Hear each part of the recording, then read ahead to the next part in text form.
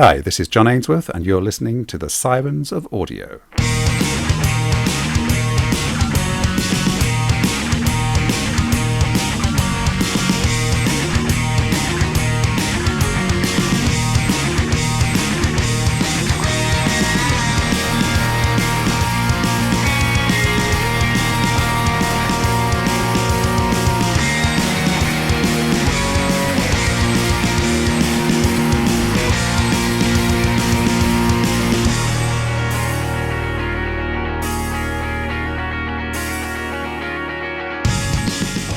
G'day audiophiles, welcome back.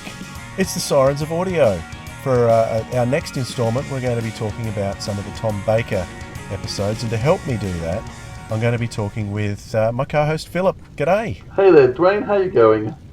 I'm going really well now that I've jury-rigged our internet connection problems. Well, it makes life a bit more fun, doesn't it? It's always good. It's always good to have that fun and excitement. Not. All right.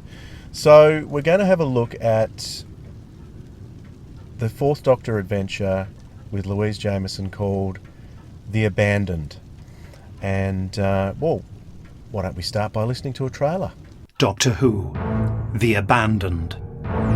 The point of stillness. That is the point. How can I possibly work with this nonsense? You have no idea of the agony that my tribe suffered because of the Order. What is that noise? Shh. The cloister bell. There is something seriously wrong with the TARDIS, Neil. Ah! No! Doctor! Doctor! Quiet, Neela.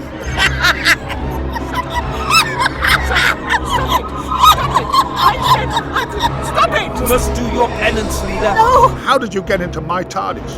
Your TARDIS? Yes, my...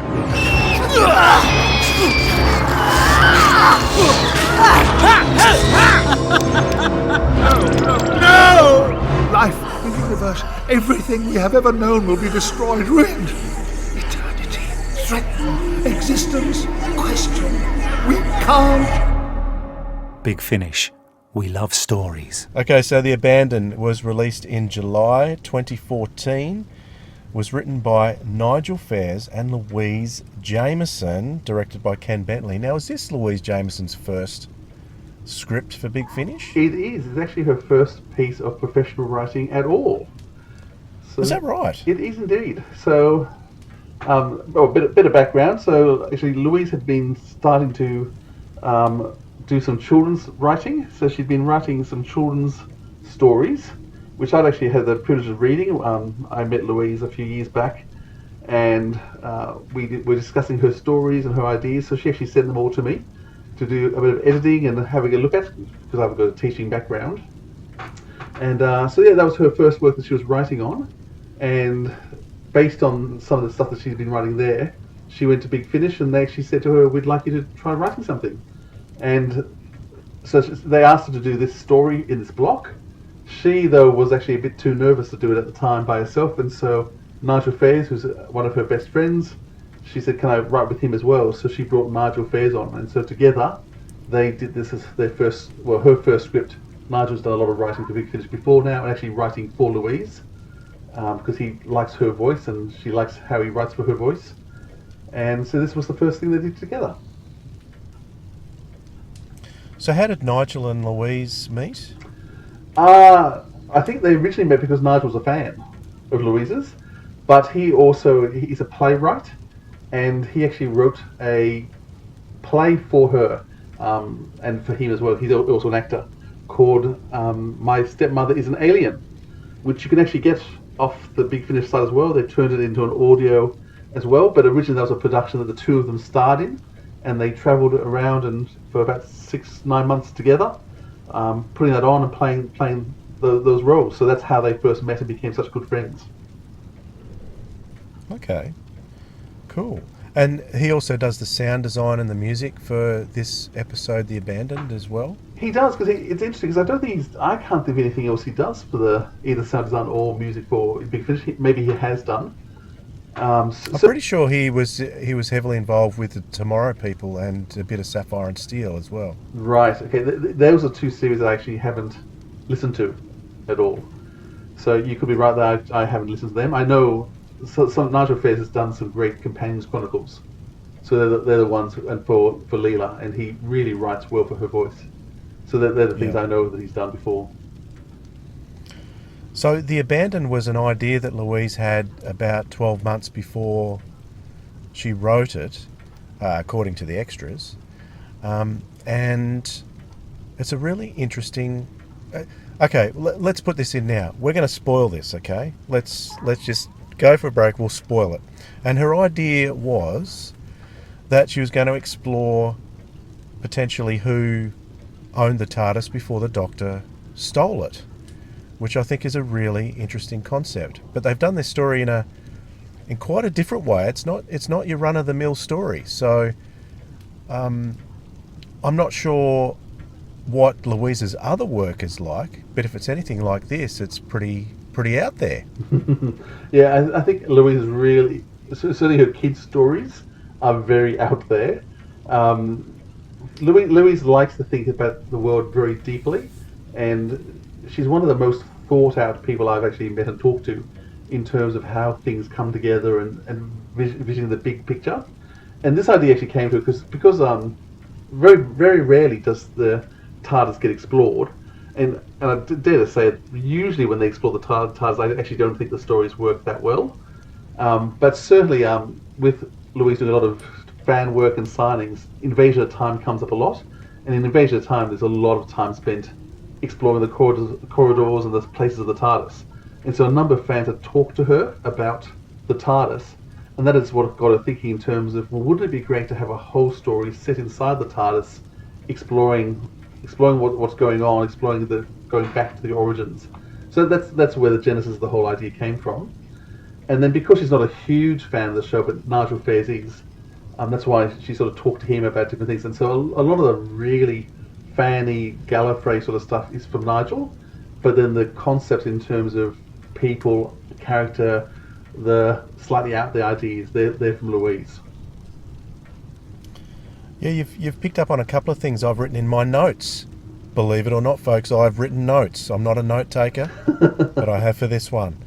I did note that as far as TARDIS-based stories go, is this potentially one of the best? Because it's certainly, to me, one of the most interesting TARDIS-bound stories that's ever been done. Like, the TARDIS-bound stories never sort of really do it on screen, but this one certainly has something different about it, which I think is good. Now, Louise also talked about in the extras that she was reading a lot about the law of attraction, which is something that I've been reading a lot about too over the last 12-18 months, which I gelled with instantly. And I could pick up on a lot of the concepts within the story that, she's been looking at the law of attraction, she's been looking at concepts like imaginary friends, crystals of power are in there. So that's all part of this. You don't even call it New Age anymore. It's more like personal development type stuff that Louise would have been looking deeply into by the sound of it, which is really, really interesting stuff. And on the point of stillness, where the story actually starts in the TARDIS with the Doctor talking to Leela about this point of stillness, I couldn't help but think of Snake Dance for one, and the Three Doctors for another, like the point of stillness being that point of singularity perhaps as well. Yep. And those could be elements that Nigel Fairs has thrown in as a fan to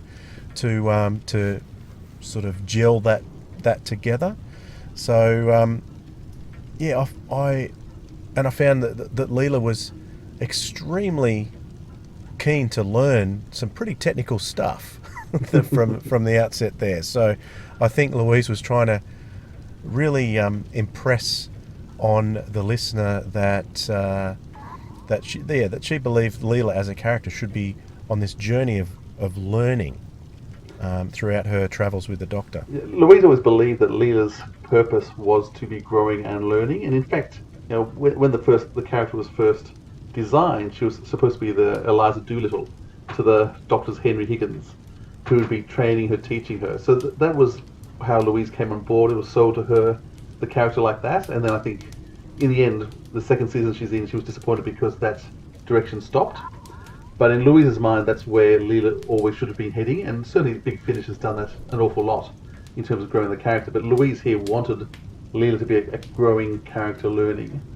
It's interesting, the point of stillness. I've seen Louise perform on stage a few times, and when she actually came out to do a convention in Australia, we had her do her one-act play on beauty and self-image and whether or not whether women should have plastic surgery.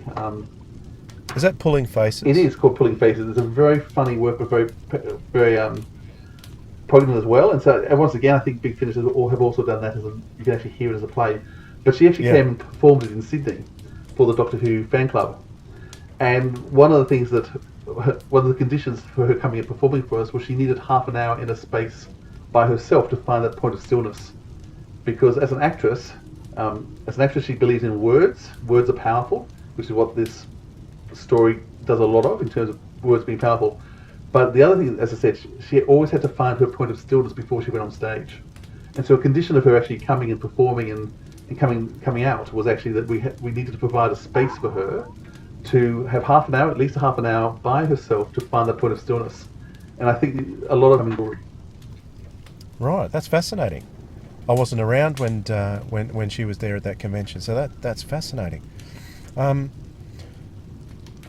love the way she continues to have that sort of Eliza characterization throughout, where she's trying to pronounce Van Gogh and nearly choking on a spit, and using the word cockroaches. So all those forced pronunciations of words. I really love the way that Louise Jameson has never let up on that full characterization of Leela that she's simply just expanded on. It was always good in the TV series, but in Big Finish, she's really expanded on it nicely. Yes, I think one of the strengths of Big Finish all the time is how they take the different characters, the different Doctors, and actually push them all the more forward, more different talents, different gifts, and actually taking small ideas that the TV show never expanded on and really giving them a lot more depth. So I think that's why Big Finish is the stories are so good to listen to, because you never know where the actor's going to take you to, because the material is so much better for them in lots of ways to take them forward. And so, Leela in particular, like the Sixth Doctor, served really well by Big Finish in terms of being pushed a lot stronger. Yeah. So some past references too, with Mariana. She eulogises about block transfer computation towards the start. So we all know very well what that is from the days of Logopolis and Castrovalva and beyond. What else have we had from as far as references go? Well, she references the face of evil when she talks about the Hoarder, talks about the giant rat in the talons of Wang Chiang, and there's even a mention of, I know this story would be set way before this, but they mention a wood beast, which made me think of the androids of Tara. So that's probably just me. Probably no relation whatsoever to anything in the story. But so there's some... Oh, an interesting comment was Leela was named after the Sever team's greatest warrior. Did you notice that? Yes, that was nicely put in, actually, in terms of, yes. Yeah, it's a great call for what Leela means. So was the greatest warrior a woman? Well, that's certainly the impression that we're supposed to believe, isn't it? Yeah, I thought Leela was the only person on that planet. It was the only woman. Women would probably say person, yeah. Yes, it's one of those episodes, is it, where are the women? Yeah, that's right. Amongst Tesh or the Sever team. So, there was a really touching speech too that Leela gave in relation to her father as well, because we didn't see much of her father. He was only in the first couple of scenes in The Face of Evil. So I thought that was really nice that that was touched on in this episode. That was really cool. As far as the actors go, Patricia Cole, who plays Lady Mariana. Stephanie Cole. I beg your pardon? Stephanie Cole. Stephanie, is it? It's Stephanie, yep. I beg your pardon. Why have I got Patricia? Maybe that was a character that she played and I got it mixed up when I wrote it down. So Stephanie Cole, they and Louise Jameson starred in Tenko together. I think that might have been where they met. So that was a long time ago. It is. So yeah, Louise Jameson's favourite TV show ever is Tenko. So if you ask her which was the favourite show she ever made, she will always go back to Tenko in terms of what that piece of television did. But yeah, Stephanie Cole was one of the lead characters. She played the Doctor. Have you seen Tenko? No, I haven't. I haven't seen it. Really worth watching. 3 seasons and a special. And it's really harsh in terms of showing life in a female prisoner of war camp in Japan. But it explores these women in a really powerful way. But the cast is astounding. All the cast. Stephanie Beacham is also in the cast. But it's just devastating seeing what these women have to go through, and many of them don't get through the far end. And but Louise will always talk about that being her favourite show she's made. And Stephanie Cole. I noticed that was a joint production with Australia. Yes, that's right. The ABC helped pay for the making of it. It was a very bold production because it starts the first couple of episodes they actually film in Singapore. Louise Jameson complains because she wasn't allowed to go to Singapore. She was only introduced in episode 3 after they'd done all the Singapore filming. But a lot of the cast went off to Singapore and started filming there beforehand. Louise actually she started the cast joined a bit late because she actually was having a child. So her first son was born just before they started filming Tenko, and then she actually left after the second season because she was pregnant with her second son. So between those 2 years is where she filmed Tenko. Must check it out. I think I've had a look around to see if some of these old shows are available on YouTube, but I don't think Tenko is one of them. No, I got it on DVD from England, so I'll lend it to you sometime. Cool. So I wanted to mention one last mention of the classic series, where I think Mariana talks about have a bowl of metabile and trough-wean soup. No, I like that. Wonder what that tastes like. Spidery. Yeah. Yeah. A bit like Spider, I suspect, would be very nice. Yeah, that's it. But yeah, a very enjoyable story, and what it sounded like to me, like if you haven't heard Sapphire and Steel, then this is what Sapphire and Steel sounds like, particularly since Nigel Fair's, he did have a fair bit to do with that, bit to do with the Tomorrow People, but more like Sapphire and Steel because of the concepts within this story as well. They're very Sapphire and Steel-ish. So if obviously that's a series that you can't get hold of anymore. So sorry if you haven't heard it, but yeah, this will give you a bit of a taste of what the old Sapphire and Steel was like. It's actually a really interesting story because it's not a very typical Doctor Who story in lots of ways, because it's much more a story of concepts and character than is actually plot driven. Mm-hmm. So he's asked me, well, what's the plot? Well, it's actually not much. But as it explores characters, it explores concepts.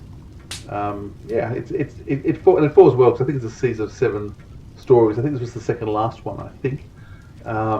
Which it falls in nicely there as a sort of the odd ball story in the season. Very good. Shall we move on to our next story? Sounds great. Coming soon from Big Finish Productions. Doctor Who, The Fourth Doctor Adventures, The Trouble with Drax. There, Brighton, 1851. Hopefully the atmosphere will prove a little more cordial on this occasion. We're constantly visiting the same cities on the same planets. What's happening? Master, the course is being directed by an outside influence. Hello? Anybody home? Step away from your TARDIS, Time Lord. Oh no! All right, boys, there he is. Fugitive Drax, you have been positively identified. Drax? Doctor! And Princess Astra have been improving on that stuffy ice maiden you used to hang around with, eh, Doc? I think not. Why not? Because I am that stuffy ice maiden. Well, this is awkward. K9, stun them! Laser non-operational, Mistress. I believe it's called a state of grace. Time Lord technology, according to Drax. Drax, you didn't. I did. Even told him how to allow strategic exceptions, didn't I? Drax, why are we here? Altrazar. Altrazar. The legendary city, lost to eternity. A metropolis erased from history so completely that only time sensitives have any suspicion it was ever there. What would you say if I told you that not only do I know where Altrazar is, but I've got a map that can take us there? Wow, that's a bit out of the ordinary. Isn't it? And the shadows. People who once were, who'll never be. Ghosts lost in the mists of time. Big Finish. We love stories. So you also chose The Trouble with Drax. So why did you choose this story, Dwayne? Oh, I love Barry Jackson's rendition. I know the Armageddon Factor gets a lot of stick. Lots of people think that that's quite, and I can see what they're saying on many levels, that the Armageddon Factor is hard to get through. But I watch the Armageddon Factor for Drax, and I think he's a superb character, hilarious character, and with this series starring Tom Baker and Lalla Ward and John Leeson, obviously it's supposed to be set in season 17, which as I am getting older and older, I love season 17 more and more. There seems to be lots of us older blokes who tend to take Doctor Who very seriously when we're younger, but then really appreciate what seasons like season 17 did. And this is one of those.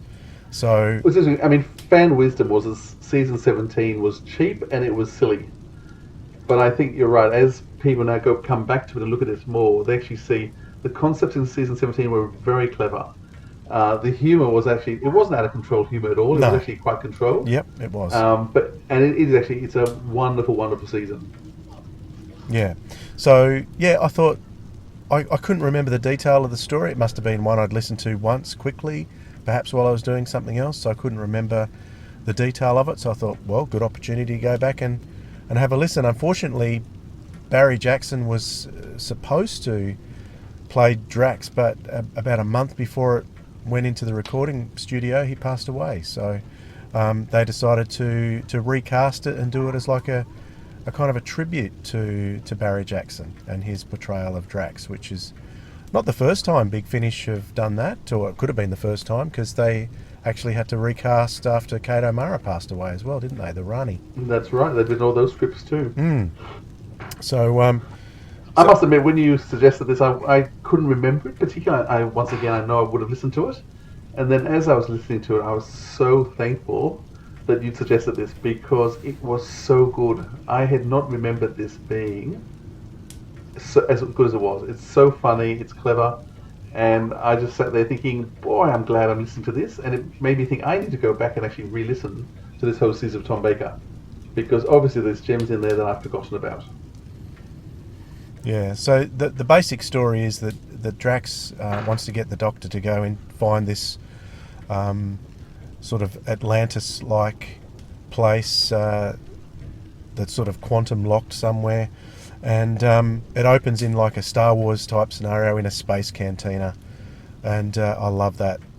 But it's like the Star Wars space cantina is very serious in some ways, but this is just a laugh a minute, this one. So it's very good, especially with that accent. I know it's probably something that English listeners will find reasonably common, but as an Australian, I just find that accent hilarious.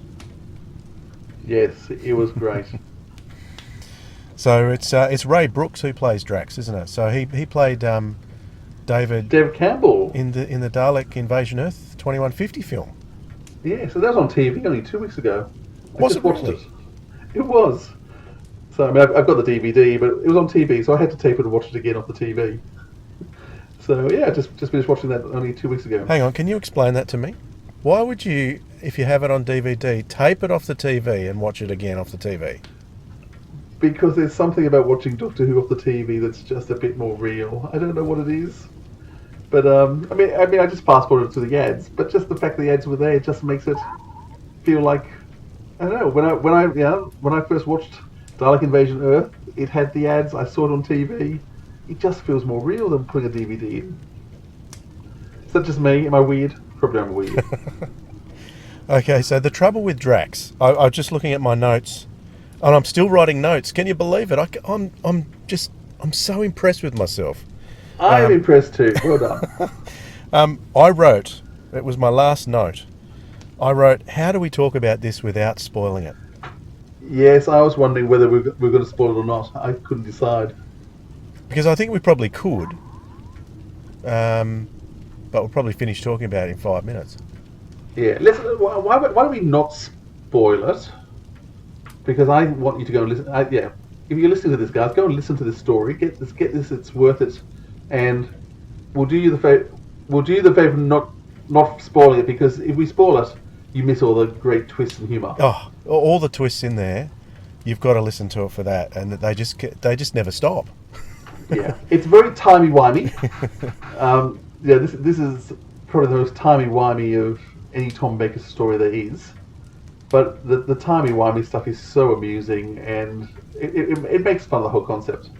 So, John Dorney, who has written it, what do you think of John Dorney, Dwayne? I always like John Dorney's stuff, but he tends to write very emotional, heart-wrenching stuff. He doesn't often write stuff like this. So it's refreshing to get something like this from John. It's different. It's unexpected. Yeah, it actually shows what a clever writer he is. Yeah. Because he can write humour so well. I think because John is also an actor, so John Dorney is a pretty amazing actor, does some great stuff for Big Finish, the whole Amiga Factor and other things. He just knows how to write for actors, and so all the characters get their words just roll so well off the tongue, because I think John knows how to write for actors. And so I think the wordplay between the characters backwards and forwards is all the stronger for that reason. Yeah, absolutely. Speaking of other characters, John Chalice plays a character called Rossa. And John Chalice, I was thinking, where do I know that name from? And it's Scorby from The Seeds of Doom. Yeah. And he still sounds a bit like Scorby. Yeah, he does. But it was once again, it's an amazing cast. I also love Hugh Fraser. Well, I saw Hugh Fraser's name, and I always get him mixed up with Hugh Ross, who's in Countermeasures as Toby Kinsella. So I always get those two names mixed up. So I thought, it's going to be Sir Toby's going to be in there. But no, Hugh Fraser, totally different actor, different sounding voice. But I had heard the voice before. I'm thinking, where have I heard that voice? He plays, in Big Finish, he plays the president of the Federation in the Blake 7 CDs. That's right. So when they decided to cast the president, he's so chilling and cold as the president. Brilliant role, yeah. Probably most famous on TV. He plays Hastings in all the Poirot series. Oh, right. So if you've ever seen Poirot and seen Captain Hastings, that's played by Hugh Fraser. So he's a very big name in England. But yeah, for Big Finish fans, he's the president, and he stands up to Jacqueline Pearce as Servine so well. The two of them side by side, when they're both acting this, just act their socks off. So, and once again, he plays a very proper character, proper speaking, but once again, very chilling. Miranda Raisin appears in this as well, in a very different character to who we've seen. If you're not a regular Big Finish listener, you'd know her from the TV series in Daleks in Manhattan. She plays a character there, one of the lead characters in that story. And she's also one of the lead in the series of Spooks as well, for people who like their spy dramas. She's one of the big leads for several years in Spooks.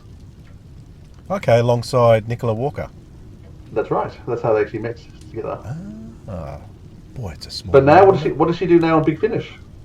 Well, she's the Sixth Doctor's companion, Constance Clark. Totally, and she's great with the accents too, because she's one of these actors who's appeared in a lot, but she can really change her voice. She's really versatile. I like her a lot. Yeah, you have no idea. the same actress as plays Constance Clark. Well, you watch her on the TV series, and it's hard to recognise her at all.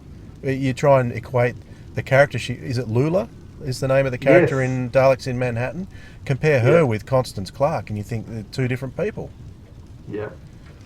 So and all this big song and dance number in Daleks Take Manhattan I love as well. So yes, she's a very talented actress. You just want a big name. You just look at how Big Finish managed to get these big names and go, wow. They obviously just love doing it. It's obviously such an environment that they can get the big names in. Yeah. And then the other person, Jane Slavin. Yes.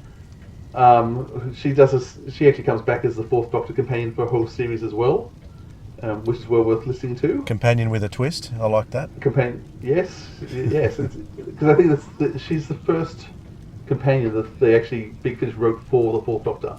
Because otherwise they're always using companions from the TV show. But Jane Slavin actually wrote her own character. But she's actually more of a writer for Big Finish. So I'm not sure. Did you ever listen to Transference? No, you recommended I do that, didn't you? But I did. I didn't. You didn't. Why? You know, I usually like getting things at the pre-sale price, but Transference has now shot up to the full price, so I'm waiting for it to come back on sale again. Okay. That's the Scrooge I am. Sorry, Big Finish. That's okay. I think we all do things like that. But yeah, she wrote 2 parts in Transference. She's written lots of Survivors episodes. She's one of the writers in the first series of Attagirl. So she's actually a very accomplished writer. So I always think we're a writer more than an actress. But once again, she does both things very well. And I always get the impression that she and Tom Baker are like best buddies. Yes, they do seem to get on very well, don't they? I think it's part of the reason why they cast her for his companion, because they got on so well. Yeah, for sure. Now, throughout this, Romana mentioned something. She said, when they were describing where they were, she said, is it like a quantum-locked oubliette? And it made me think of Neverland that we talked about a few weeks ago, where they have a place there called the Oubliettes of Eternity. And I thought, that's not a made-up word, that's a real word. So I went and had a look at what it means. Do you know what it means? You probably do as a teacher. No, you know what? I meant to look it up because, once again, the Oubliette of Eternity I thought was made up.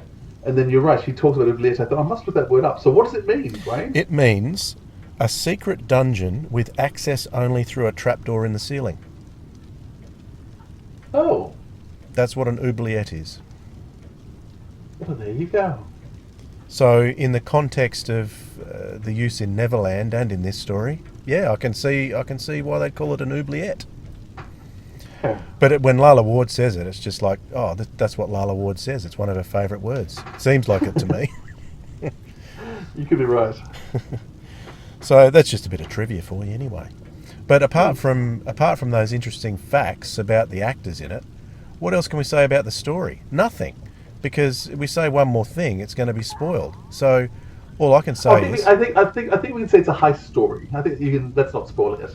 Yeah, In terms of genre, it's a heist story, and that's actually a genre that Doctor Who doesn't do very often. In fact, I think on the TV series, I can only think of it's the Matt Smith heist story. I can't think of what it's called. Well, Time Heist is... Time Heist, there you go. Capaldi's story. Yep. Oh, it's Peter Capaldi, that's right, Peter Capaldi. So that's the only heist story I can think that Doctor Who has done. But this is very much a heist story in terms of setting up plans and what they're going to steal and throw in a bit of kidnapping and etc. Got Attack of the Cybermen. It's kind of a heist, sort of. It's in there. Yeah, this is kind of Ocean's 11 in space. Yeah. And it uses a lot of the same similar tropes of a heist story, which I think is why it works so well. Yeah. But apart from that, Philip, I can't say a single word. Yeah. Now, Tom Baker and Lala Ward haven't ever seen each other since their divorce, and so all these recordings are all done in separate locations. Do you ever feel that they're not in the same place? No, never. Yeah. It's amazing, isn't it? I don't. No. I've often wondered because I'm not sure. I've never been sure whether they do record together or not. Because I thought, well, maybe they've enough water's gone under that bridge that they can do it. But if you're saying they record separately, then they record separately. Yeah, that's why the recording dates are one was recorded 26th of March and one the 20th of May. Oh, I see. So they tend to split up the cast based on who's working with whom, and then they record them separately, and they have other cast members read in lines. It's actually, I don't think either of them have any resentment towards each other now, but when Tom Baker was actually asked about working with Lala, my understanding is he actually said that he doesn't want her to see him as this old decrepit man anymore. So it's actually been his request for her not to see him, because he doesn't want to see he doesn't want her to see him old and decrepit. Oh, right. Yeah, so that's my understanding of what's happened. I might be wrong, but that's certainly the story I've heard. And so for that reason, they always split the recording up when they're doing things. But as I said, it's so well done, I never noticed it. And the other thing I appreciate about Lala Ward's performance is she's young here. So in Gallifrey, she's old, she's slightly bitter, she's lived a longer, harder life with a lot of sadness. Here, she's the young, fun Romana, and the actress, Lala's able to actually bring that young Romana back, which makes it very easy to listen to. Cool. No, that's awesome. So there we go. The Trouble with Drax. Get it? Yeah, get it. Listen to us, and then let us know what you think about it. I'd love to know what you think about this episode, because it was just a jam. I hadn't listened for ages, and I'm so glad I did. That's good. I'm glad it was a pleasurable experience for you, Philip. Great suggestion. All right. Well, on that note, if you do want to get in touch with us, just send us an email, sirensofaudio@gmail.com, or you can actually leave some audio feedback on our podcast page. It's anchor.fm/sirensofaudio, and you can leave up to 60 seconds of feedback. So do your worst, fans. If it's really lovely, we'll play it. So the floor is yours. So now we come to that section of our show where we're going to recommend something to you, and I'm going to start with me this time. What have you been listening to, Dwayne? I have been listening to A Short Trip that was released a couple of months ago, and I couldn't believe I had not listened to it yet, and I quickly listened to it today, and it's absolutely fantastic. It's called Regeneration Impossible. Have you heard that one, Philip? No, I haven't. Is that the two doctors? That's the one written by Alfie Shaw, starring Jacob Dudman, and he's playing the 11th and 12th Doctor. So it's a multi-doctor story, and if you love John Pertwee and Patrick Troughton together, you're going to love the 11th and 12th Doctors together. Now, Jacob Dudman's not perfect on Capaldi's Doctor, but he's good enough that you can suspend your disbelief and go with it. It's a really, really enjoyable listen. Short trips often go for up to 40 minutes sometimes. This one is just shy of 30 minutes, but really it's really fast flowing from start to finish, and great banter between the two doctors. And when you listen to it with your headphones, that's the way to do it, because you get the full stereo effect then of the two doctors talking to each other. So I can recommend that. Short Trips, Regeneration Impossible. That's my tip for this time. I'll listen to that for next time. Yep. What's yours, Philip? Well, I've been enjoying Missy. Oh, yes. That was released only this week, wasn't it? So Missy was released this week, so I actually went back and listened to Missy 1. I think we mentioned in the past. I've got a dreadful memory for actually remembering what happened. And the first Missy box set was more than 12 months ago. So I thought I'd better go back and listen to Missy 1 just to see if it's important.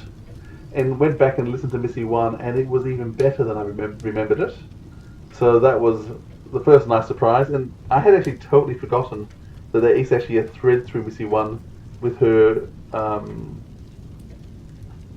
I don't know, probably not a spoiler. John Dorney talks about it in a post, with her trying to create a master TARDIS.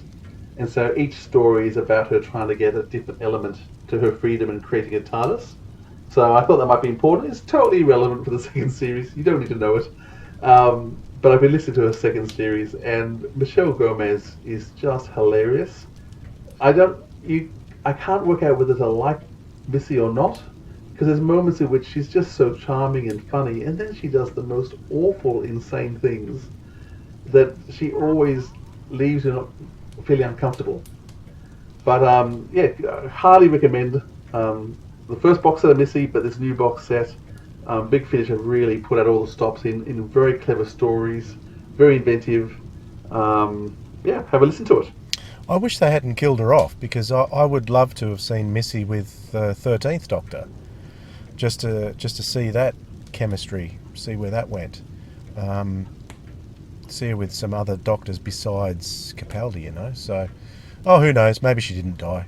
Yeah, I think there's an element in one sense that each master has their own doctor. So each doctor has their own master. John Pertwee had Delgado, and Tom Baker had the burnt-up, wizard doctor. Peter Davison had Anthony Ainley. So there's almost a tradition that each doctor gets their own master.